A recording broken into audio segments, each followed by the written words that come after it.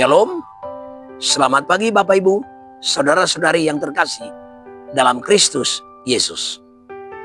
Kita bertemu kembali dalam acara Renungan Harian HKBP Pakat. Sebelum kita mendengarkan firman Tuhan pada pagi hari ini, terlebih dahulu kita berdoa. Damai sejahtera Allah yang melampaui segala akal dan pikiran, kiranya menyertai hati dan pikiran saudara-saudara di dalam Kristus Yesus Tuhan kita. Amin. Salam jumpa kembali Bapak Ibu, saudara-saudari yang terkasih dalam acara Renungan Harian HKBP Pakat. Harapan kami dari tim multimedia HKBP Pakat, Bapak Ibu, saudara-saudari dalam keadaan sehat, tak kurang sesuatu apapun.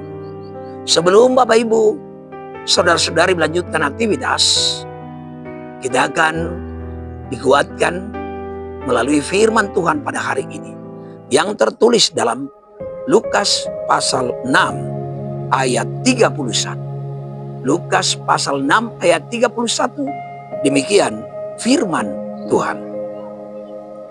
Dan sebagaimana kamu kehendaki supaya orang perbuat kepadamu, perbuatlah juga demikian kepada mereka. Dan sebagaimana kamu kehendaki supaya orang perbuat kepadamu, perbuatlah juga demikian kepada mereka. Bapak Ibu, saudara-saudari yang terkasih dalam Kristus Yesus, perikop ini mengajarkan kepada kita untuk mengasihi musuh. Mengapa penting mengasihi musuh di dalam hidup dan kehidupan kita? Supaya kita berbeda dengan orang yang tidak mengenal Kristus di dalam hidupnya. Tetapi secara umum Bapak Ibu, saudara-saudari, masih kebanyakan orang mengasihi orang yang mengasihinya. Artinya hubungan timbal balik. Tetapi kalau kita hanya mengasihi orang yang mengasihi kita, sesungguhnya kita tidak berbeda lagi dengan dunia ini. Sementara Paulus yang mengatakan itu, kita harus berbeda dengan dunia ini. Perwujudan nyata mengasihi musuh diaktualisasikan dengan ayat 31 ini. Dan sebagaimana kamu kehendaki supaya orang perbuat kepadamu, perbuatlah juga demikian kepada mereka. Bapak Ibu, saudara-saudari dalam Kristus Yesus, firman ini mengajarkan kepada kita untuk memperlakukan orang lain sebagaimana Anda ingin diperlakukan. Bertindak proaktif dalam berbuat baik serta menunjukkan rasa empati yang nyata dalam kehidupan sehari-hari. Ayat ini dikenal sebagai aturan emas, the golden rule. Apa yang disebut dengan aturan emas? Artinya sesuatu yang sulit dilakukan, dan ketika kita berhasil melakukannya, maka kita benar-benar sebagai perwujudan hidup orang percaya yang takut akan Tuhan. Ada makna dan penerapan dari ajaran ini dalam 3 bagian. Yang pertama adalah adanya rasa empati. Mungkin kita sering mendengar kata simpati.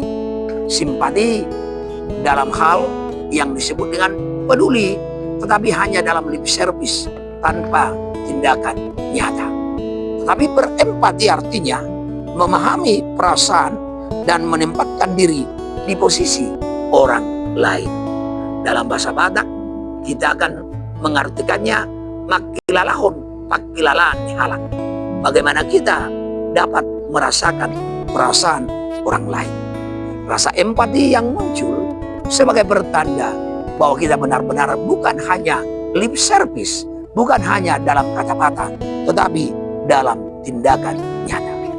Bukankah banyak orang saat ini hanya pintar berkata-kata, NATO, no action, talking only, hanya ngomong doang. Bagian yang kedua Bapak Ibu, saudara-saudari yang terkasih, sebagai makna dan penerapan ajaran ini adalah kebaikan aktif. Kebaikan aktif artinya berbuat baik kepada semua, kepada sesama, tanpa menunggu mereka berbuat baik lebih dahulu.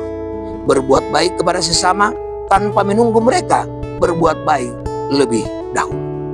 Bapak Ibu saudara-saudari yang terkasih dalam Kristus Yesus, secara umum orang mau berbuat baik ketika orang lain sudah berbuat baik kepadanya.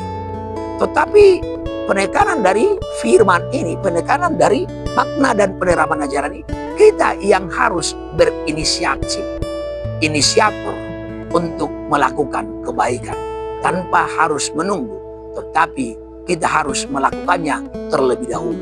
Tentang respon mereka, itu bukan soal yang pertama. Kita tidak berpikir di situ, tetapi bagaimana hidup kita berdampak kepada mereka. Bagian yang ketiga, Bapak Ibu saudara-saudari yang terkasih, kasih tanpa syarat. Apa yang disebut dengan kasih tanpa syarat? Artinya jangan mengasihi orang lain karena sebab akibat. Mengasihi orang lain karena dia telah berbuat sesuatu. Mengasihi orang lain supaya. Itu artinya kasih yang bersyarat.